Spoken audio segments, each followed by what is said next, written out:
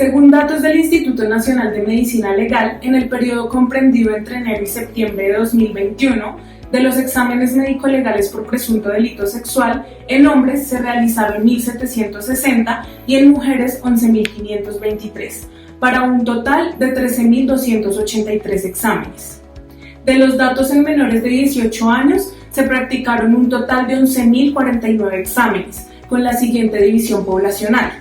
Primera infancia, de 0 a 5 años, 1.598 exámenes. Infancia, de 6 a 11 años, 3.516 exámenes. Y adolescencia, de 12 a 17 años, 5.935 exámenes.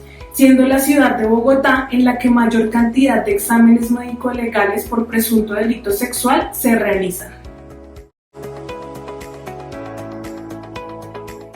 Según datos del ICBF, durante el 2021 se han abierto 9.927 procesos de restablecimientos de derechos por violencia sexual, de los cuales el 85% corresponden a niñas. Las cifras para el año 2021 se acercan a cifras de los años previos, donde solo para un rango entre enero a mayo se realizaron 7.544 exámenes médico-legales por presunto delito sexual, y de estos, 6.479 fueron realizados a menores de edad que se desagregan de la siguiente forma. Edad de 0 a 4 años, 744 exámenes, de 5 a 9 años, 1.749 exámenes, de 10 a 14 años, 3.001 exámenes y de 15 a 17 años, 985 exámenes. El sector salud tiene la responsabilidad de identificar de manera oportuna las posibles conductas y actos en menores de 18 años que puedan ser sujeto de abuso sexual. Esto va ligado a la importancia de sensibilización de la comunidad, padres, familias y educadores para que de manera acertada se logren reconocer de forma temprana, ejerciendo acciones para su tratamiento y prevención.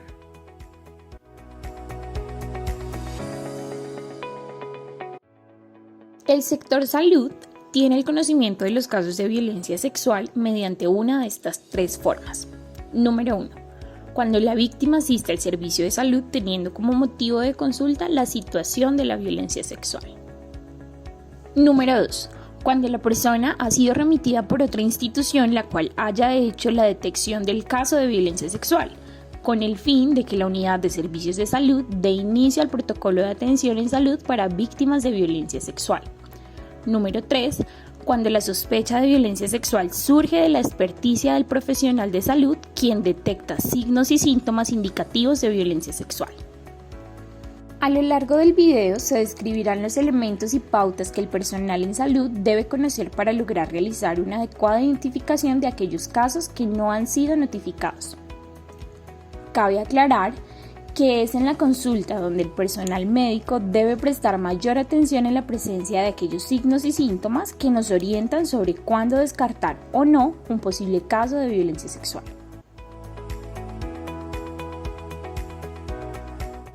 Los casos de violencia sexual se pueden detectar en cualquier consulta o programa de salud. Dentro de la población de mayor riesgo se encuentran niños y niñas, adolescentes, mujeres, personas con discapacidad, población LGTBI, habitantes de calle y víctimas de desplazamiento forzado.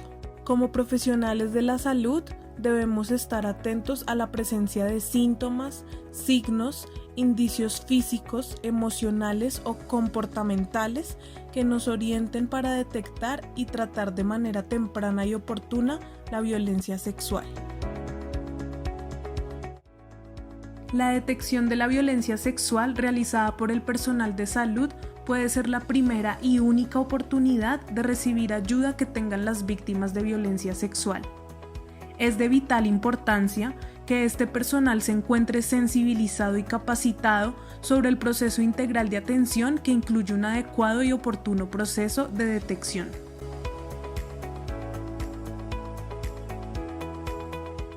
Es importante tener en cuenta que la mayoría de casos de asaltos sexuales contra los niños y las niñas se da al interior de los hogares, por lo que el victimario es un familiar o conocido de la familia. El abusador, mediante estas estrategias, establece un vínculo con el niño o la niña, creando un secreto, con el cual el niño lo protege de la denuncia.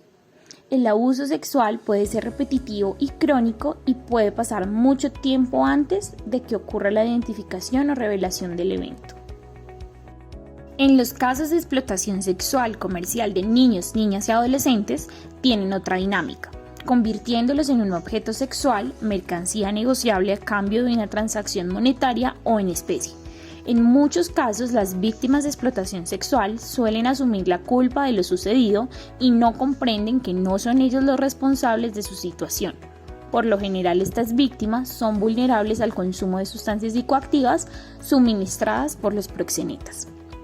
La identificación de estos factores de riesgo debe generar en el sector salud acciones de prevención en la población y seguimiento activo de ellos para detectar posibles eventos de violencia sexual, y así dar inicio inmediato de acciones de salud, protección y acceso a la justicia. En los niños y niñas podemos encontrar señales de alerta que nos deben orientar a sospechar un abuso sexual. Algunos de ellos son: primero, conductas sexuales que no son habituales para la edad y nivel educativo del menor. Segundo, evidencias de otras formas de violencia contra niños y niñas. Tercero, convivencia con personas con dependencia o abuso de sustancias psicoactivas o alcohol. Cuarto, condiciones de hacinamiento que obligan al niño a compartir la cama con adultos o adolescentes. Quinto, síntomas depresivos, de comportamiento, de ansiedad o de alteración del sueño. Sexto, dificultades de aprendizaje. Séptimo, habitantes en zonas expuestas al conflicto armado. Octavo, lesiones en el aparato genitourinario. En los adolescentes, algunas de las señales que podemos encontrar son: primero, embarazo temprano en niñas menores de 14 años. Segundo, conducta suicida. Tercero, comportamientos bulímicos. Cuarto, abuso o dependencia de sustancias psicoactivas. Quinto, síntomas depresivos de comportamiento, de ansiedad o de alteración del sueño. Sexto, síntomas de disfunción sexual sin causa orgánica como la dispareunia. Séptimo, expuestos a violencia en el contexto familiar, en especial violencia de pareja. Octavo, desconocimiento de derechos sexuales y reproductivos. Noveno, poca red de apoyo social y familiar. Y décimo, lesiones en el aparato genitourinario. Otras señales que pueden estar relacionadas tanto en niños, niñas y adolescentes que nos deben hacer sospechar de un abuso sexual son: embarazo en menor de 14 años con algún tipo de discapacidad. Embarazo en adolescente o adulta con limitación cognitiva o con enfermedad psiquiátrica. Signos y síntomas poco claros clínicamente referidos a la zona genital o anal. Niño, niña o adolescente que manifieste rechazo a la evaluación por parte de profesionales de la salud. Niño, niña, adolescente o adulto en condición de discapacidad con expresiones de hipersexualidad o, por el contrario, rechazo al contacto corporal afectivo. En relación con personas en condición de desplazamiento forzado o habitantes civiles de zonas sometidas a efectos de conflicto armado internacional, se deben tener en cuenta señales como: mujer, niña o adolescente sometida a falta de garantía de satisfacción de las necesidades básicas en zonas receptoras de desplazados, en zona sometida a confrontación armada o en presencia activa de cualquier actor armado. Mujer de cualquier edad con cualquier motivo de consulta, en especial aquellos relacionados con violencia de cualquier índole. Niña, adolescente o mujer embarazada. Personas LGBTI, niños, niñas y adolescentes con cualquier motivo de consulta. Antecedentes de abortos o solicitud de atención médica del aborto incompleto. Embarazos no deseados. Infecciones de transmisión sexual y VIH. Mujer, niña o adolescente que fue obligada a preparar alimentos o a realizar labores domésticas para cualquier actor armado dentro de una zona de combate. Personas de género femenino y de cualquier edad que han habitado dentro de comunidades sometidas al confinamiento forzado. Las señales que se deben tener en cuenta en la detección del abuso sexual en actores armados activos o excombatientes de cualquier fuerza son: niño, niña, adolescente o mujer combatiente o excombatiente. Síntomas depresivos, ansiedad o alteración del sueño. Mujeres embarazadas o con abortos.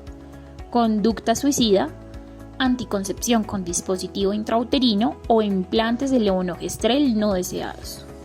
La mayoría de los dictámenes por violencia sexual que se hacen en el Instituto Nacional de Medicina Legal y Ciencias Forenses tiene por víctimas a niños, niñas y adolescentes, especialmente entre los 5 y los 14 años. Todo contacto sexual con una niña o un niño menor de 14 años, con o sin su consentimiento, se considera abuso sexual. Y el delito de explotación sexual comercial de niños, niñas y adolescentes se constituye en todo menor de 18 años.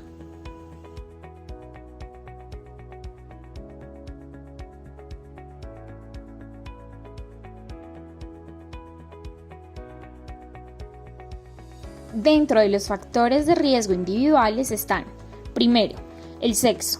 Es más frecuente el abuso sexual en niñas que en niños. Segundo, la discapacidad física o intelectual. Es un factor que aumenta la probabilidad de sufrir abusos. Tercero, carencias afectivas. Se suelen dar en niños cuyos padres disponen de poco tiempo para ellos y los cuales brindan una supervisión deficiente. Son niños que pasan mucho tiempo solos en la calle sin supervisión por parte de un adulto, generando el riesgo de ser seducidos por cualquiera que les preste atención y se ocupe de ellos. Dentro de los factores de riesgo familiares se encuentran: primero, la separación conyugal conflictiva de los padres, ya que ésta puede interferir con las competencias parentales de cuidado y supervisión de los hijos. Segundo, las familias monoparentales sin apoyo familiar, social y todas aquellas circunstancias que interfieran con una correcta supervisión y cuidado de los niños. En algunas ocasiones, la denuncia de abuso por parte de uno de los padres es una manipulación de los niños en esa guerra civil entre sus progenitores, y esta es también una forma de maltrato al menor. Los factores de riesgo sociales son aquellos presentes en el entorno que favorecen el abuso sexual a menores. Dentro de ellos se encuentran: primero, en contextos socioeconómicos vulnerables, lamentablemente se puede presentar la compra y venta de menores. Segundo, el turismo sexual, consistente en desplazarse a otro país con el objetivo de tener relaciones sexuales con menores. Según estimaciones de UNICEF, 1.8 millones de niños y niñas son víctimas de la prostitución infantil. Efectos del abuso frente a indicadores. El abuso sexual infantil es una experiencia traumática para los menores. Ya se ha referido la asociación del abuso con la aparición, evolución y gravedad de los trastornos mentales, debido a su efecto negativo sobre el desarrollo infantil. Los efectos del abuso pueden ser a corto y a largo plazo, llegando incluso hasta la vida adulta. Se habla de efectos a corto plazo cuando estos aparecen dentro de los 2 años posteriores al abuso. Los efectos a largo plazo aparecen transcurridos pasados esos 2 años del abuso y pueden ser cognitivos, con retrasos en el desarrollo, retraso en el aprendizaje y déficit atencional; físicos, con dificultad para caminar y sentarse, alteración en el área anogenital como dolores, picores, hemorragias, desgarros, hematomas, infecciones genitales y del tracto urinario, enfermedades de transmisión sexual, embarazo, entre otros. Conductuales. El menor presenta conductas sexuales tales como masturbación compulsiva, conductas sexualizadas con otros niños, conocimientos sobre sexualidad que no son frecuentes a esa edad y cambios bruscos de conducta. Psicológicos. Los niños pueden presentar alteraciones del sueño y de la alimentación, enuresis, encopresis y depresión. La retracción es un indicador de abuso. Presentan conductas autolíticas, ansiedad, trastorno obsesivo-compulsivo, trastorno de estrés postraumático y sentimientos de culpa. Sociales. Se dará aislamiento social, abuso de otros menores, desconfianza y consumo de tóxicos. Es realmente importante creerle al niño, niña o adolescente su experiencia traumática, no poner en duda su relato ni culpabilizar lo ocurrido, animarle a que hable de lo que ha pasado, pero sin forzarle jamás a alguna respuesta para no entorpecer su testimonio. Las claves en la atención a menores víctimas de abuso. Creer los relatos de su experiencia traumática. Tener las medidas de protección necesarias que garanticen la detección del abuso y la interrupción de todo contacto con el abusador para protegerlo de las conductas sexuales. El profesional controlará las propias emociones que le despertará el relato del menor. Se realizará la exploración física y o psicológica que se estime necesaria y en las condiciones óptimas para evitar una revictimización secundaria. Notificar los hechos en el juzgado. ¿Cuáles son los criterios de urgencia en el abuso sexual infantil? ¿El menor convive con el agresor o éste tiene acceso a él?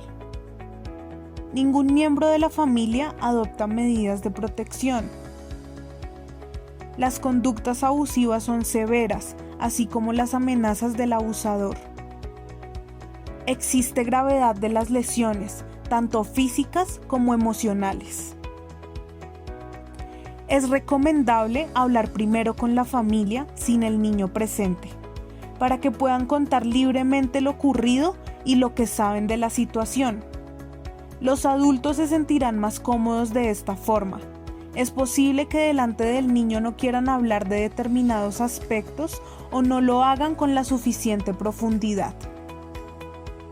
Durante la entrevista con los familiares se recomienda recoger la siguiente información: fecha en que ocurrieron los hechos y si no se trata de un episodio abusivo único, del primero y del último. Datos específicos sobre el abuso, como son conductas abusivas y su evolución en el tiempo, frecuencia, si se pidió al niño que no lo contara y si el abusador hizo uso de amenazas y o de violencia, consumo de drogas, exposición a pornografía y si hubo testigos u otras víctimas. Identidad del abusador y grado de parentesco con el niño. Y lo más importante de todo, ¿tiene el abusador acceso al niño? Impacto en el menor, tanto a nivel psicológico como por medio de trastornos del sueño, estado de ánimo, sentimientos de culpa, ansiedad, disminución de su rendimiento escolar, como también físico, como son hemorragias, desgarros, picores, infecciones, etc.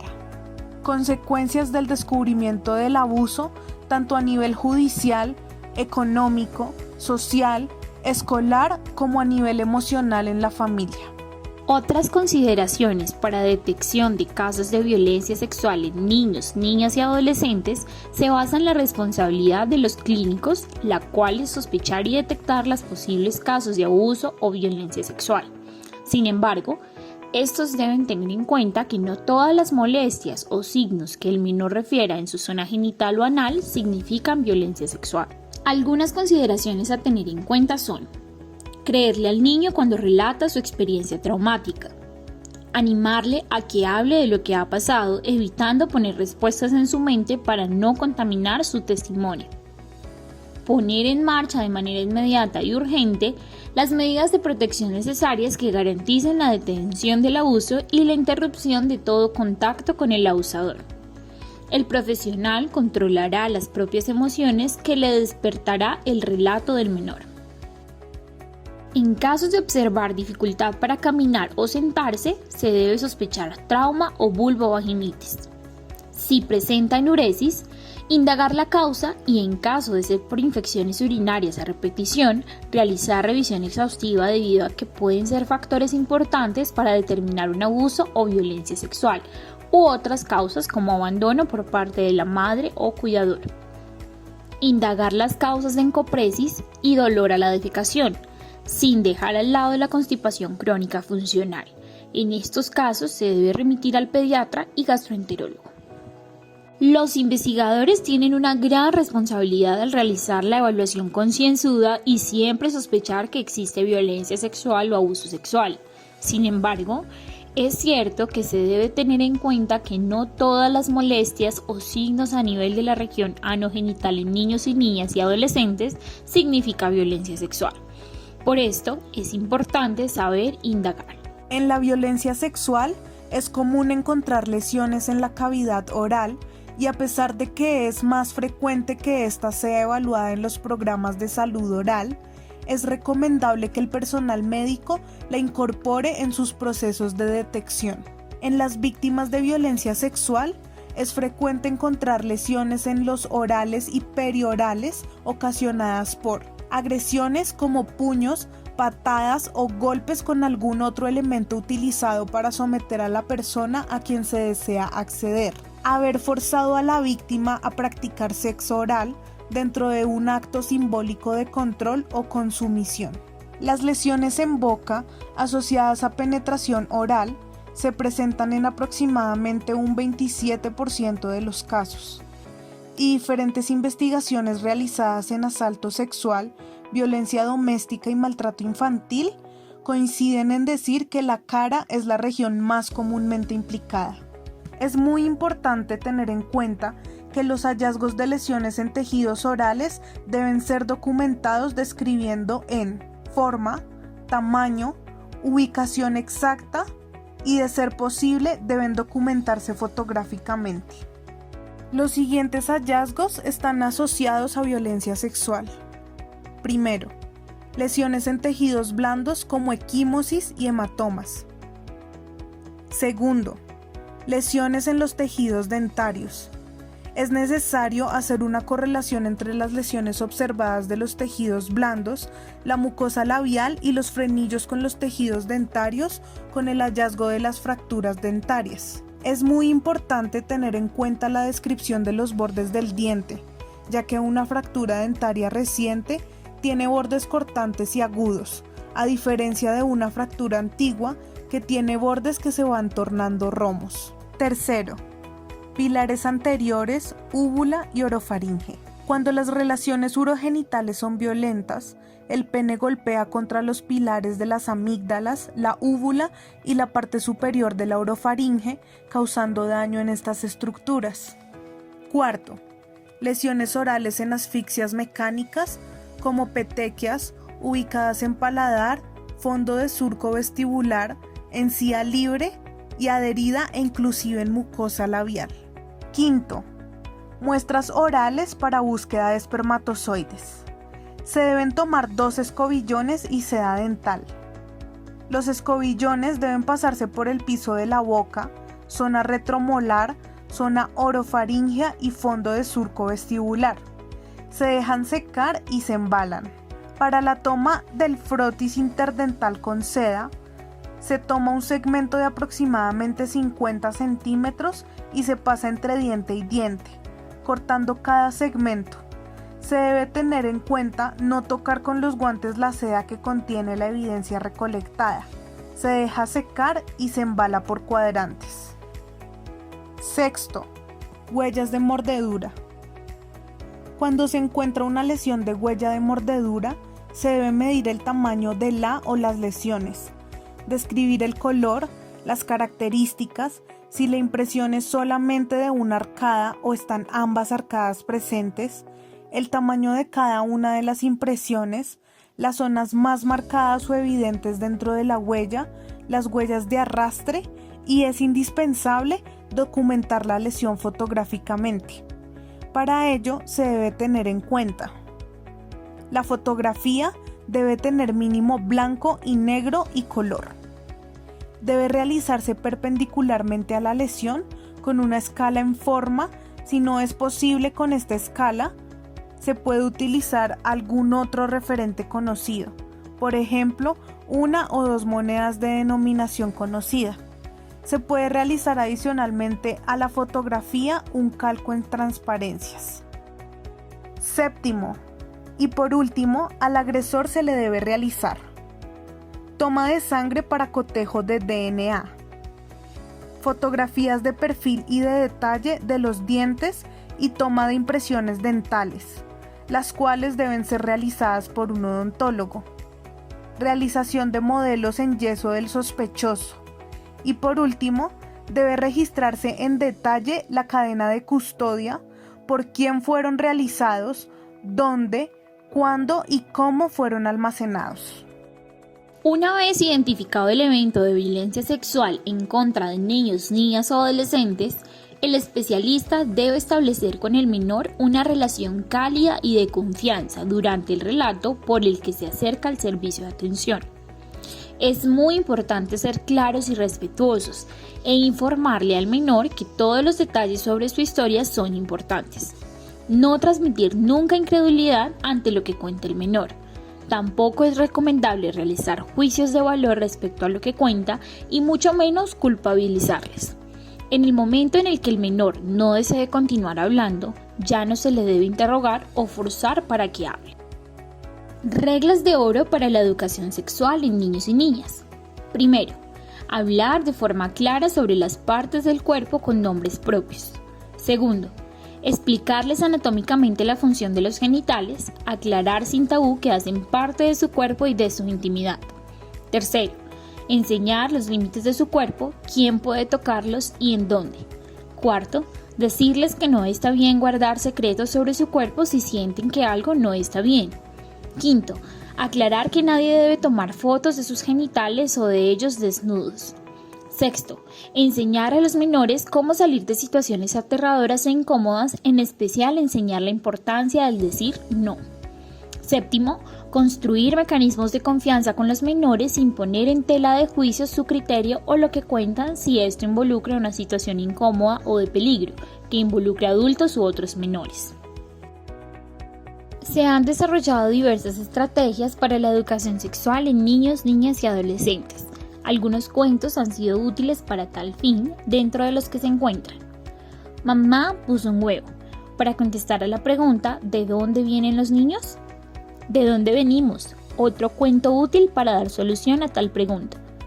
No le cuentes cuentos, también para hablar sobre la reproducción pero con un enfoque más amplio. Niñas y niños, cada uno diferente, para educar en la diversidad y romper estereotipos. Mi papá es un payaso. Relata la historia de un niño que tiene dos papás, uno es médico y el otro payaso. Ayuda a hablar sobre las orientaciones sexuales. Ahora me llamo Luisa.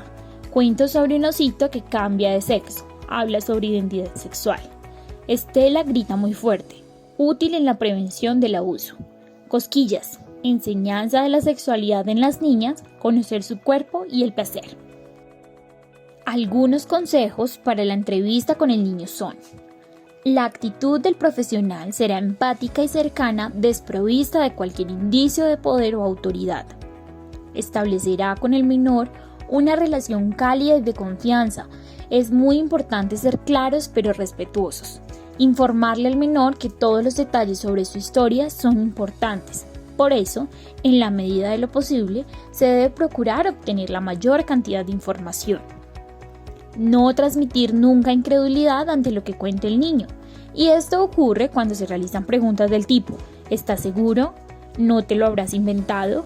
Tampoco es recomendable realizar juicios de valor respecto a lo que cuenta y mucho menos culpabilizarle.